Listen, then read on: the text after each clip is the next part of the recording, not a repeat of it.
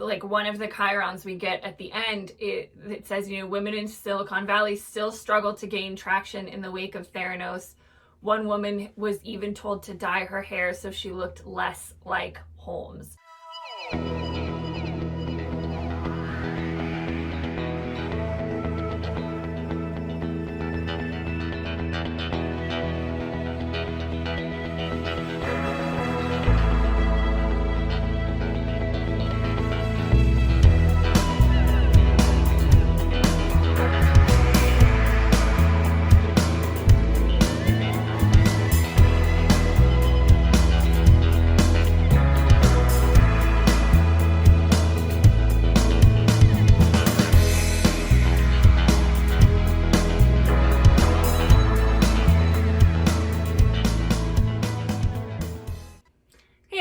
We're the Good Doctors of Abbey Research. I'm Dr. Erin. I am Dr. Kristen.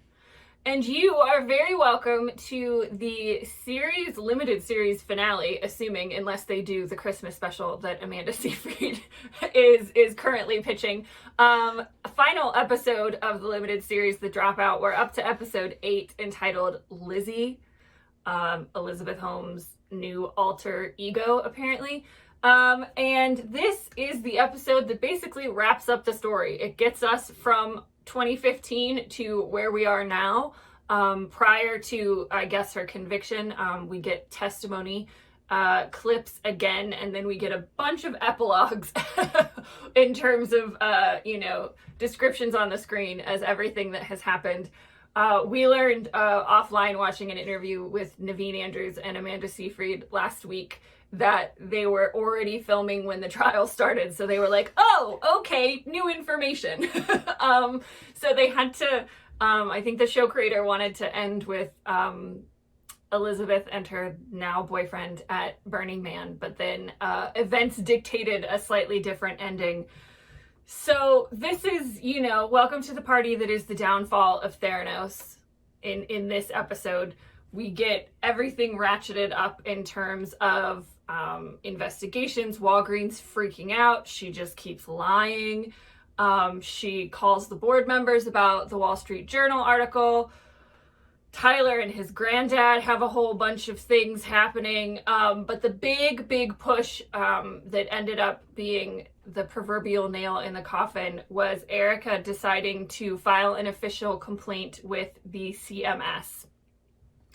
And this complaint prompts an inspection.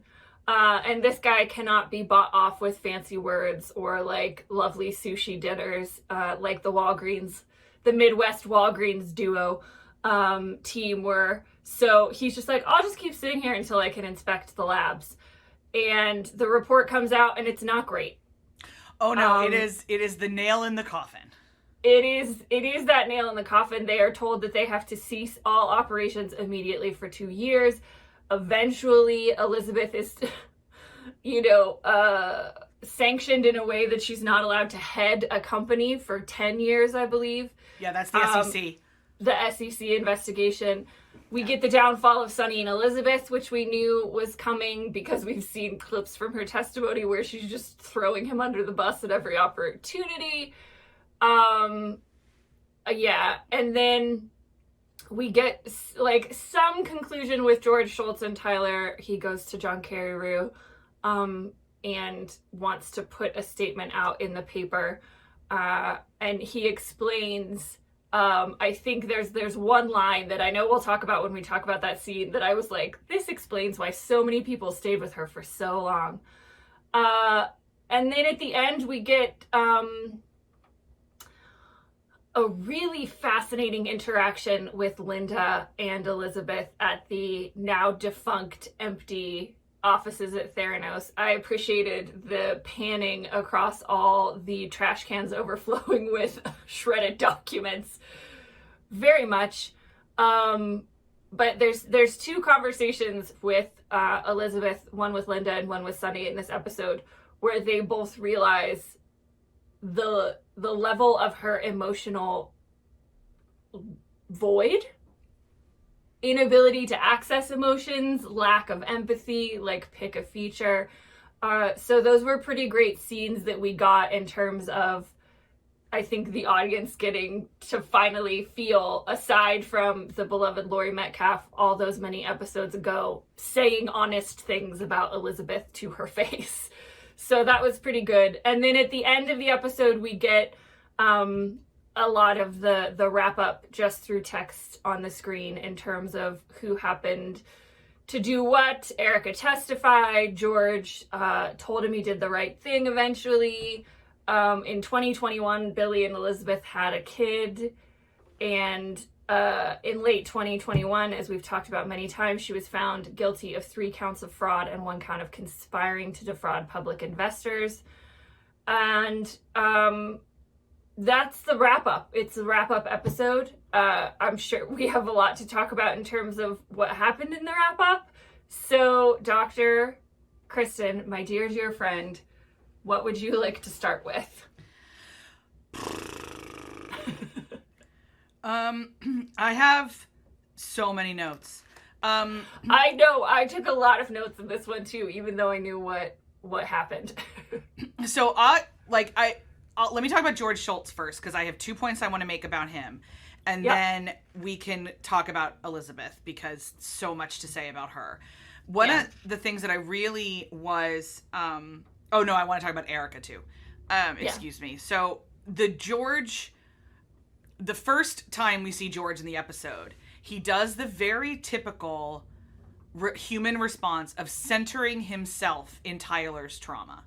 Like, he has no space for how this would be affecting Tyler. He has no openness at all for, like, why Tyler would have lied to him or why. Everything was about George. Everything. And that is very, very human, but it is particularly generationally something that happens with older generations. A really, really strong, I see the world, I am right. And not just the generation that's old now. Every time we all get old, this is what we do. Right. Like, right. I'm the right one, I'm calcified, you are the wrong one, et cetera, et cetera. You're wrong because you're youth, you don't understand. You haven't had enough life experience, you don't understand how the world works, et cetera, et cetera. So that then we see him later in the episode in the conversation about how to protect Tyler. There is a reason that George Shultz is an American hero, whether you agree with his politics or not. He is somebody who was an excellent diplomat. He's still with us, so he still is an excellent diplomat. He knows how to... Oh, no, he died. He did die? Okay. Yeah. No, he died just a couple years ago, though. Okay. So while he was across multiple administrations in multiple roles, he was a consummate diplomat. The problem was that Elizabeth he thought he was being a diplomat for Elizabeth. Mm-hmm. So the way we saw him treating Tyler, I have a feeling, is how he treated, like, the, USSR KGB agents. They were the enemy and he had someone to protect. But I really appreciated those two sides of George, the one we'd been seeing for several episodes, and then also the true character of why George Shultz was so revered for so long, is that he did have an integrity that when he knew he was wrong, he showed up and owned up to it. Yeah, and I think, that's in the second conversation with Carrie Rue is when we get the encapsulation of kind of... He is the stand-in for, like, all the members of the board, right? Who were these old white men who believed in her, like, regardless of what was being said or accused of her. And so he says, I chose not to see it like an old fool. Isn't it amazing how far decent people will go when they think they're right? And for me, I was like, that is the line that describes how she was able to hoodwink so many people. And hope. And the hope of what she sold. I think because we all entered into this when it was falling apart.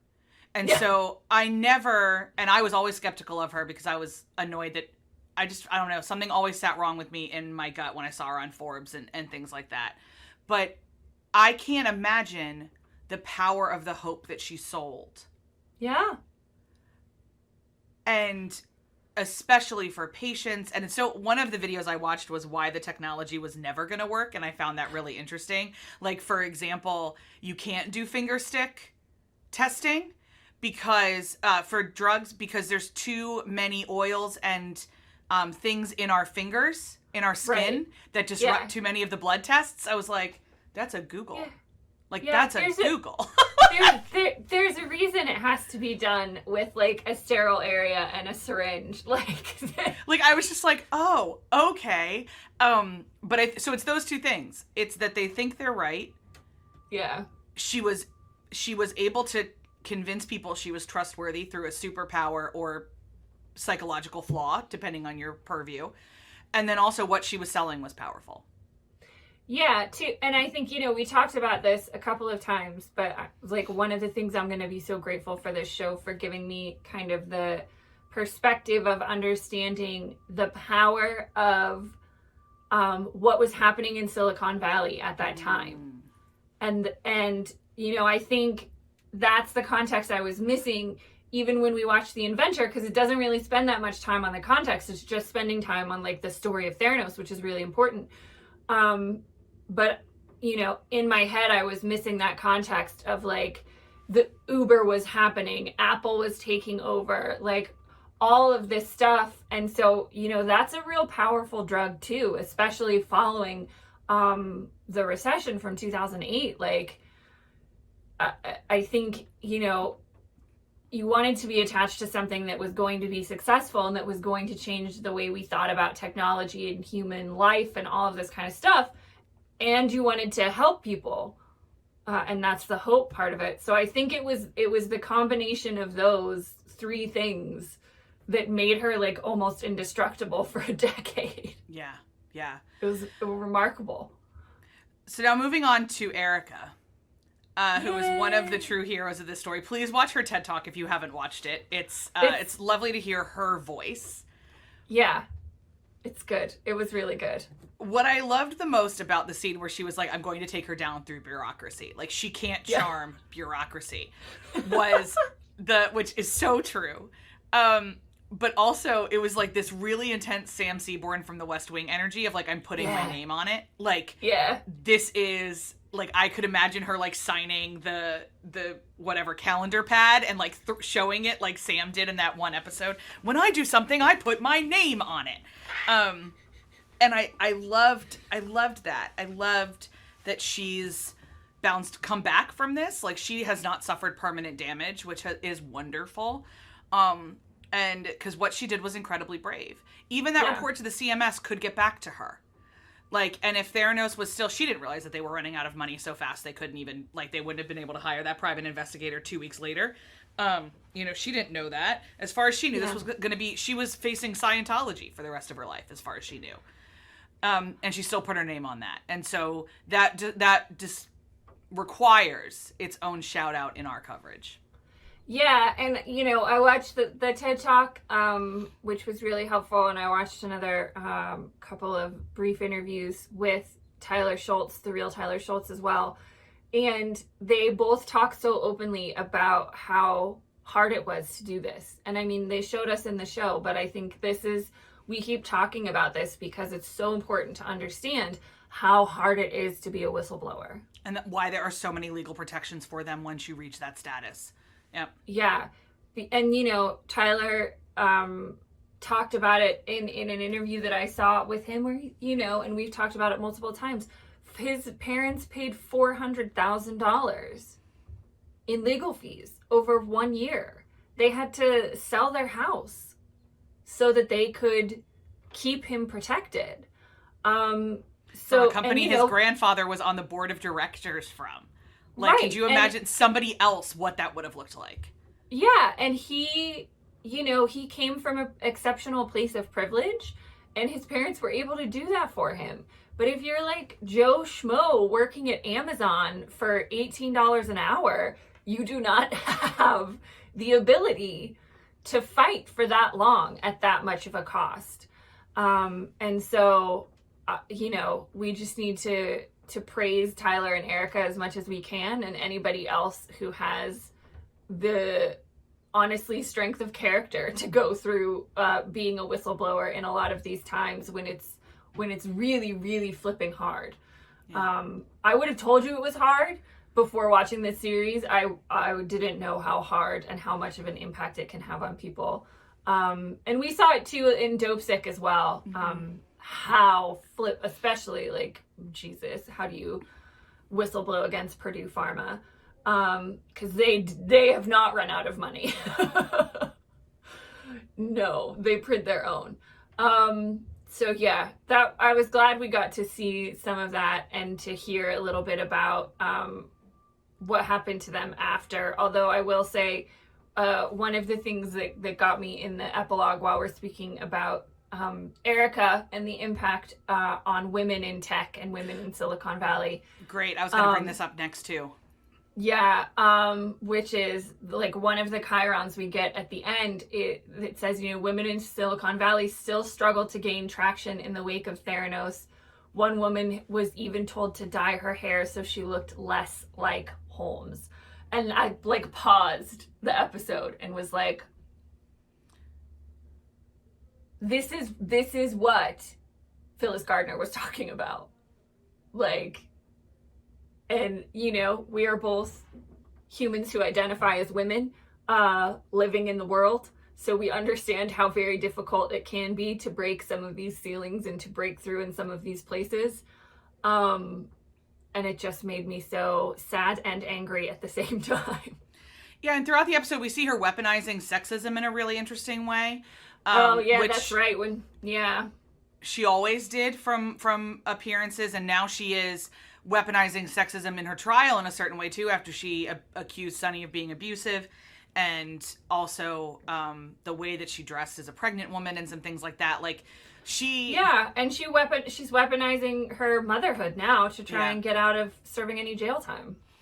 And that it's just, she's like walking arsenal of what can I use to get my way. Pardon me. In a really clear demonstration of what Phyllis was talking about as well. Like, that this is, she speaks out of so many sides of her mouth that she's making it difficult for anyone on any end of her argument to ever make that argument again. And it's really challenging. And I will say a positive from this whole thing is I hope to God that healthcare startups are getting looked at differently than stuff like WeWork. That we're understanding that she wasn't a tech company. She was these were people's lives. It isn't a motherboard that got corrupted. You misdiagnosed cancer.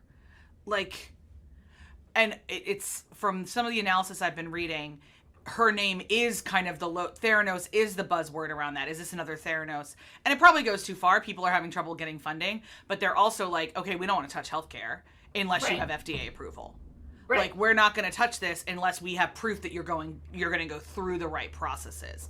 And so I will take that, because we do need disruptors in the healthcare space. We do need more technology. We do need all of those things. We do need things that revolutionize how we do stuff, especially in this country where healthcare is so abysmal in terms of access and innovation. But I will forever be confused how people were okay letting her sidestep the FDA. That will always be the thing where I'm just like, okay, where in your bucket of hope that this was the next Google did you not understand that these were people's lives? Were you all so rich and disconnected you didn't care? Or like, do you not know what the FDA is? Like, that was just, okay. Yeah, for me, I think that's the difficult thing to stomach is, like, I understand you want to believe that you're right and you want to believe in hope. And that can carry you a long way, but like in 10 years, she still never proved that it worked. Not once. Not once. To anyone. And anybody who told her that it didn't work was fired. Or left. So that's the thing that I'm always like, we're empathy educators. We endeavor to practice empathy even with people like Elizabeth Holmes, but that's the one where I struggle with empathy with some of those people. I'm like, but it never worked. But it still didn't work. Like, Yeah. The science doesn't exist. Yeah, the pragmatist in me is just like, but you didn't. You were using Siemens machines and lying to everybody. Speaking of people who were lying to each other, let's talk about Sunny and Elizabeth and the great breakup of that dynamic duo. Several things. Yeah. He was desperately in love with her, which is not something that I really think I connected. Yeah. I think I just kept thinking they were like mutually using each other. They weren't. He loved her. Yeah. And when he saw how emotionally empty she was, it was like a shock. Like, it had never occurred to him that she actually did not have typical human feelings or an emotional processing time or anything else. Also, can I just say, do you notice how she becomes a bobblehead when she's uncomfortable? Like, when she's lying, like, Seyfried had her nod her head a lot. Oh, no, I didn't notice that. That's so interesting. And so when they're packing up and she's, like, got her Elizabeth armor on and she's packing up on the bed, she's doing her nodding thing again. Like, oh my gosh. It was so, and I don't know if she does that in real life or that was just a decision that Seyfried made, but, like, she turned into a bobblehead. I think, like, the two scenes we get with them, the two big scenes, right, when they're reading the CMS report, and he, like, it's so interesting because they had already started to, like, suspect each other. Like, he does love her desperately, but he also doesn't trust her. Oh, no, not even a little bit, which is because she has not, for a single second in 10 years, earned his trust. Yeah. Yeah. So, like, there was always that part of him that was, like, self-preservation. And so they're sitting there reading the report. I love how he was just like, so I've been going over old texts. It's romantic. And I was like, hilarious, Sunny. But she flips on him so quick. She really, I think you're right, though. I think she really, or at least the way Seyfried was played her as a person who really did not think she did anything wrong. No, she doesn't. And she doesn't understand why the rest of us are so angry. This was just an idea that didn't work. She doesn't, because I think legitimately, at least until this latest incarnation of Lizzie with this boyfriend, Billy,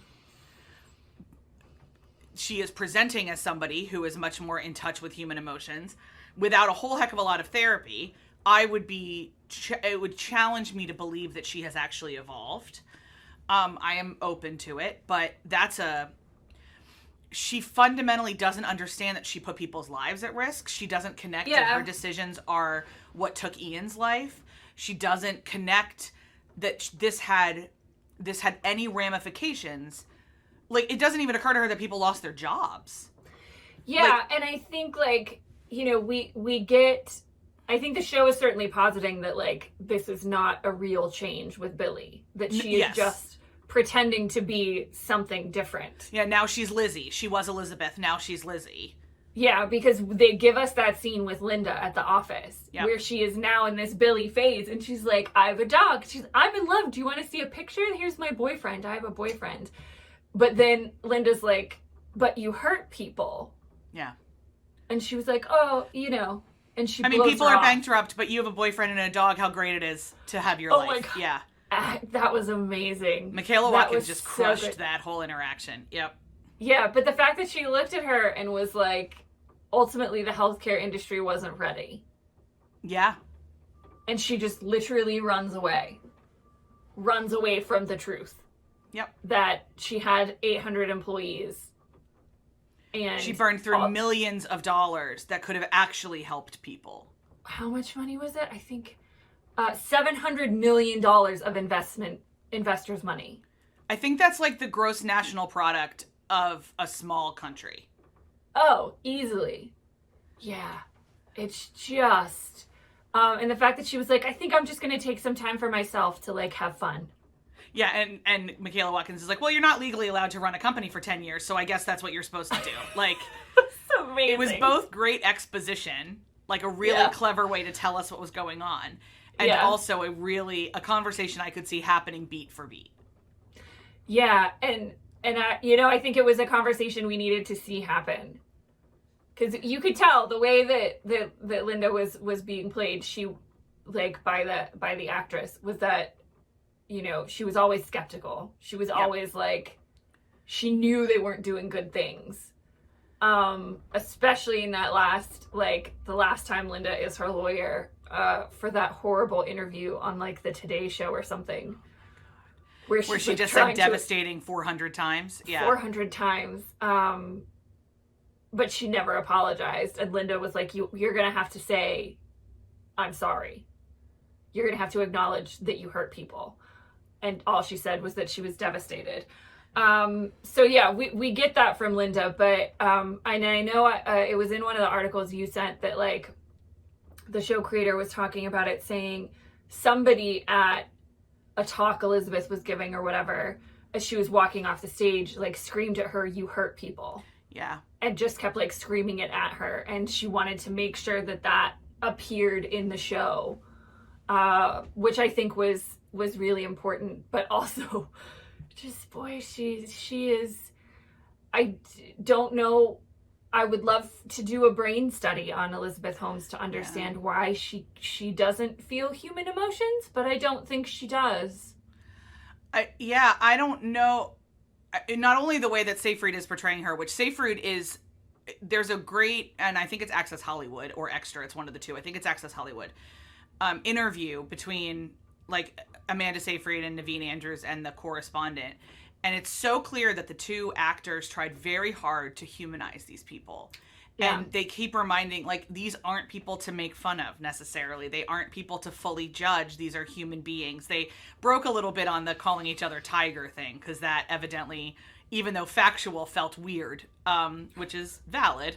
But it's, you know, and I never thought those two actors had a ton of chemistry in that, like, I could see them be in love with each other. And now I realize that they weren't supposed to, because Sunny and Elizabeth don't. And so they were electric together on screen when they were fighting, but I never saw any like true affection. And now I'm realizing, because there wasn't supposed to be. Yeah. Yeah. And when, you know, she throws Sunny under the final bus by having him removed from his position by the board in secret while he was sleeping in his office. Which is 100% how you ethically run a company, just in case anyone was wondering. And just in case you were curious. It's how you break up with somebody in a respectful way. Totally. But as she was packing up and leaving his house, he finally breaks. Yeah. And we get, you know, more recognition. He was like, you know, you don't have feelings. You aren't a person. And obviously that's coming from a place of hurt. And obviously she is a human person. But she is a distinct version of a human person. That's for sure. I don't know that she has feelings. Like, or if she has them, we've got some real Jedi stuff happening here where she has just suppressed the living garbage out of them. And I think that's one of the things we're supposed to think, where she looks at her mom and says, "But you made me this way." Yeah, and we also get the line, you know, if you choose to forget certain things, do you think that's lying? That's what she says to her mom when she's like telling her, "You made me this way." Which then we are led to believe is the reason why she keeps saying during all the depositions that she doesn't remember. It's like her brain is a supercomputer and she can just program it however she wants it, which is fascinating. And also feels to me that she is either like naturally that way. Like I think to a certain extent the show wants us to believe that she was always that way. That like her childhood was that way too. But the book tells us that she was really well liked in college. Like she had fun and she had friends and she did all this kind of other stuff. And so the John Carreyrou seems to posit that this is a trauma response from her sexual assault and then her mother's response. And that she just kept stuffing everything, this is what she became. So his book seems to posit this is a trauma response. Yeah, and I would agree with that. And I think that's what the show is telling us too, in a way, because we get like as she's running away from Linda, then we get where she's, you know, runs outside with the dog and like lets out a series of just primal feral, screams. which is, I think, the releasing of a lot of that stuff. And so she shows us that she does have human emotions in that moment. But then like the switch is flipped and she's back to Lizzie ordering the Uber, going back to Billy so they can go to Burning Man. And nobody unlearns their trauma or recovers from their trauma that quickly. But yeah, I think they want us to believe that it's all just buried in there. And she doesn't actually know how to human anymore. I think she has broken her own humanity in a certain way. Yeah. And I think that to me makes the most sense of everything I've read. Again, you put out Elizabeth Holmes content, I'm gonna consume it. Everything I've read, everything I've heard, everything I've watched, that seems to make the most sense to me. As Erin and I talk to you and you watch this, most likely if you're watching it live, Sunny's trial is still happening. There is a lot about their text messages coming out in the trial from everything I've watched. So what we will probably do is at the end of Sunny's trial, when the verdict comes through, we'll kind of do a wrap-up video to catch people up on what's going on. Elizabeth's sentencing is in September. I don't think we'll catch you up on the sentencing necessarily unless she gets out of her sentencing because of her pregnancy, and then you will see us back. Fear not. Because I will need to breathe fire on things. Yeah. So there's a lot happening in the trial. There's a lot happening in Elizabeth's life in a certain way, even though she is barred from running a company. Has a lot of hurt that she caused that she should be atoning for, and all evidence is that she is not interested in doing so. So it'll be fascinating to kind of watch. I don't think I've got anything else to say about the events of this episode. Do you? No. This was the one that was the least surprising, I think, for both of us, because this was the part of the story we were most familiar with. Yeah. Was the downfall of Theranos. And we all knew it was coming. So it was just an interesting way to see it played out and to see these storylines. I think the show did a fantastic job. Yep. I think it was brilliantly acted. Amanda Seyfried, I didn't care too much about her one way or the other before this. I just think I knew her from Mamma Mia, but damn, was she in it for this show and blew me out of the water. So excited to see what kind of choices she makes next. She clearly committed to this performance. And yeah, I don't know if she has talked about wanting to continue the Elizabeth story, joking that she would do a Christmas special. Because I don't think we can do another series about this. There's not enough. Yeah, there's not enough. Yeah. Just to do the trials would be it. And I don't necessarily want to see that. But I'm sure there will be more Elizabeth Holmes content as we continue this story. But if you enjoyed this conversation with us, we would love it if you would do any or all of the YouTube things, like the video, comment below. We have lovely conversations with our YouTube community. We would love for you to be a part of it, and talk to us about what you thought about the Dropout. Please subscribe and click the bell so that you don't miss any of our future content.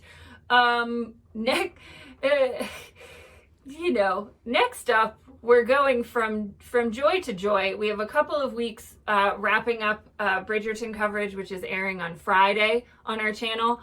We do talk about joy from time to time. It is usually in the guise of Bridgerton or Hallmark movies. But after Bridgerton wraps up, we will then be jumping into we need to talk about Cosby.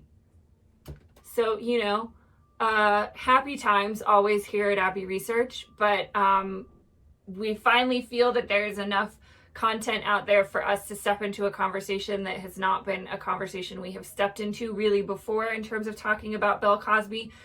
But we have had several people request that we talk about this show particularly. So that will be next up for us in terms of pop culture content. And we hope to see you then, if not before. We would love for you to join our community in a bigger way by signing up for our newsletter. All that information will be in the downstairs. But for now, I will hand it over to you for a trademark benediction to get us out of this whirlwind of a show. Oh, well, may you always be known. May you be in a place where you can process your trauma safely and productively. May you always work for people who treat you like a human being. May you be in a position that when you cause harm, you can seek restitution. And above all, may you believe people when they tell you that something is actually impossible, not just like the dream killing impossible, so that you can put your genius, resources, and time into something that will actually change the world. We will see you next for whatever we see you next for. Take care, everybody. Bye, everybody.